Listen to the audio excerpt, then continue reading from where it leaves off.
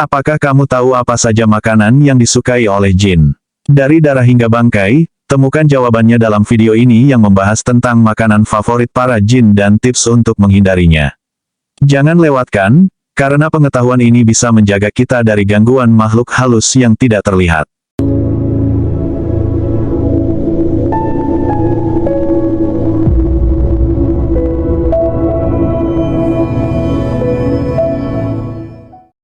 Assalamualaikum warahmatullahi wabarakatuh. Syukur alhamdulillah, kita bisa berjumpa lagi di channel ini. Sholawat dan salam selalu dan tetap tercurahkan kepada junjungan kita, Nabi besar Muhammad Shallallahu Alaihi Wasallam. Allahumma sholli ala Sayyidina Muhammad wa ala ali Sayyidina Muhammad. Harapan dan doa saya, semoga saudaraku semuanya yang sudah subscribe dan menonton video ini, selalu diberikan kesehatan, dilapangkan rezekinya, diampuni dosa-dosanya, dan dipanjangkan umurnya. Amin ya robbal alamin. Sahabat beriman yang dirahmati Allah. Jin merupakan salah satu makhluk Allah yang paling dekat dengan manusia. Jin juga memiliki keluarga dan mampu beranak pinak layaknya manusia. Begitu juga dalam hal makanan, dari beberapa ayat Al-Quran dan hadis-hadis sahih yang dijelaskan bahwa jin juga membutuhkan makanan. Lalu, apa saja makanan yang disukai jin tersebut? Yang pertama adalah darah.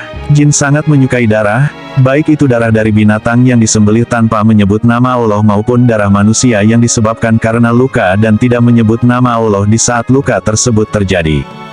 Selain itu, darah haid dari kaum wanita juga sangat disukai oleh jin.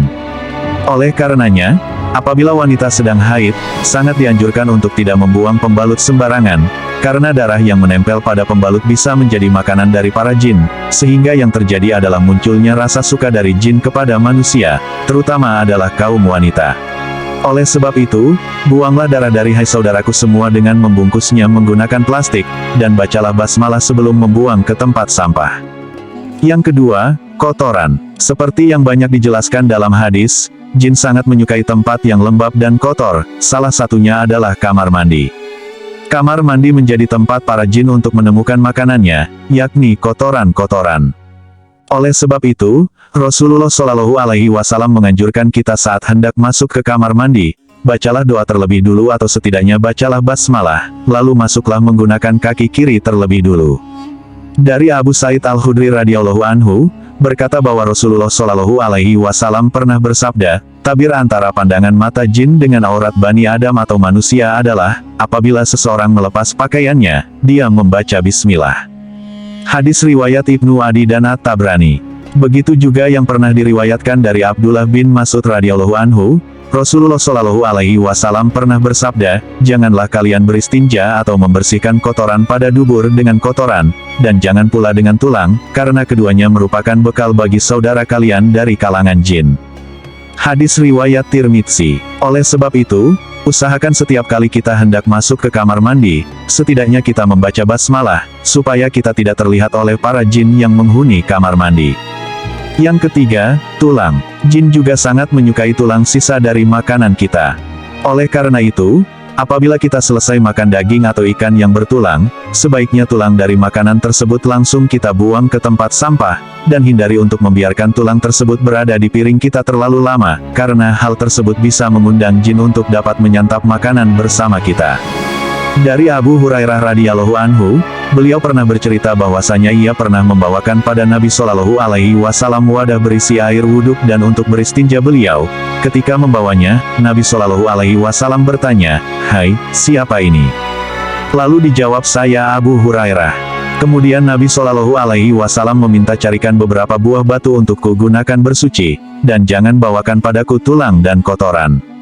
Abu Hurairah berkata, kemudian aku mendatangi beliau dengan membawakan beberapa buah batu dengan ujung bajuku, hingga aku meletakkannya di samping beliau, dan aku berlalu pergi ke sana. Kemudian beliau selesai buang hajat, aku pun menghampiri beliau dan bertanya, ada apa dengan tulang dan kotoran?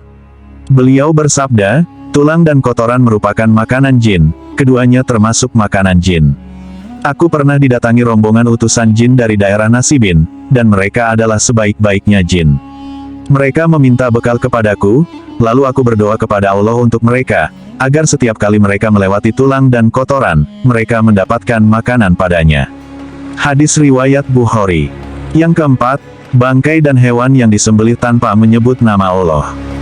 Indra penciuman manusia sangatlah sensitif terhadap bau bangkai.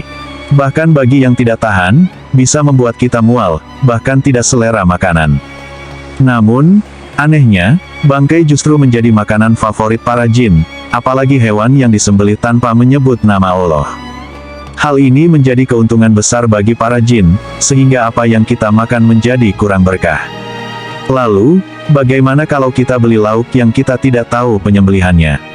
Dalam hal ini, para ulama berpendapat, apabila kita tidak tahu penyembelihan hewan tersebut, apakah menyebut nama Allah atau tidak, maka sangat dianjurkan ketika dimasak untuk dijadikan lauk, disarankan membaca basmalah terlebih dulu, begitu juga saat hendak menyantap makanan, sebaiknya bacalah basmalah. Hal ini dilakukan supaya terhindar dari rasa was-was. Karena kita semua tahu setan akan selalu meniupkan kepada hati kita rasa was-was akan suatu hal. Oleh sebab itu, jangan sampai lupa untuk membaca basmalah setiap hendak melakukan apapun, supaya hati menjadi tenang, dan insya Allah kita akan dilindungi Allah Subhanahu wa Ta'ala dari segala keburukan. Yang kelima, makanan yang dimakan dengan tangan kiri. Dari Ibnu Umar, ia berkata bahwa Rasulullah Shallallahu Alaihi Wasallam pernah bersabda, jika salah seorang di antara kalian makan, makanlah dengan tangan kanannya, ketika minum, minumlah dengan tangan kanan, karena setan itu makan dan minum dengan tangan kirinya. Hadis riwayat Muslim. Lalu, bagaimana dengan orang yang tidak?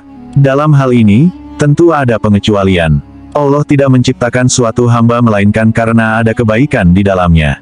Oleh sebab itu, bagi saudaraku yang tidak perlu merasa rendah diri atau bahkan menyalahkan ketetapan Allah. Dan insya Allah, hadis tersebut kurang berlaku diterapkan kepada saudaraku yang memang lebih aktif menggunakan tangan kiri dibanding tangan kanan. Yang keenam, makanan yang dimakan tidak menyebut nama Allah. Setiap makanan yang tidak disebutkan nama Allah saat hendak memakannya bisa dikatakan sangat disukai jin.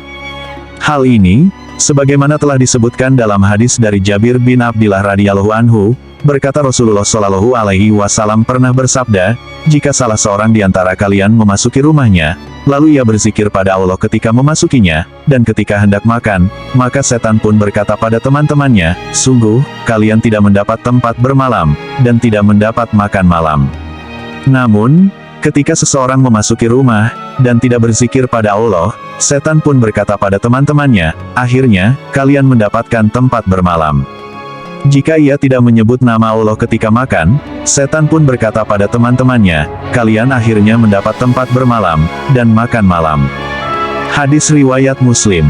Dalam hadis lain yang diriwayatkan dari Umayyah bin Mihsan radhiyallahu anhu, berkata Rasulullah Shallallahu Alaihi Wasallam pernah bersabda, Nabi Shallallahu Alaihi Wasallam pernah duduk, dan saat itu ada seseorang yang makan tanpa membaca bismillah, hingga makanannya tersisa satu suapan. Ketika ia mengangkat suapan tersebut ke mulutnya, ia mengucapkan, Bismillah, awal lahu wa akhirul. Dengan nama Allah, pada awal dan akhirnya. Melihat hal tersebut, Nabi Shallallahu Alaihi Wasallam pun tertawa, dan beliau bersabda, setan terus makan bersamanya, hingga ketika ia menyebut nama Allah, Bismillah, setan memuntahkan apa yang ada di perutnya. Hadis riwayat Ahmad dan Abu Daud. Dulu sahabat beriman yang dirahmati Allah SWT, ayo mulai sekarang dan seterusnya, biasakan diri kita sendiri untuk selalu membaca basmalah ketika hendak makan atau hendak melakukan aktivitas apapun. Semoga Allah Subhanahu wa Ta'ala mengampuni dosa dan kesalahan yang pernah kita kerjakan, baik sengaja maupun yang tanpa kita sengaja. Demikian yang bisa saya bagikan, semoga bermanfaat untuk kita semua. Amin ya robbal alamin. Wassalamualaikum warahmatullahi wabarakatuh.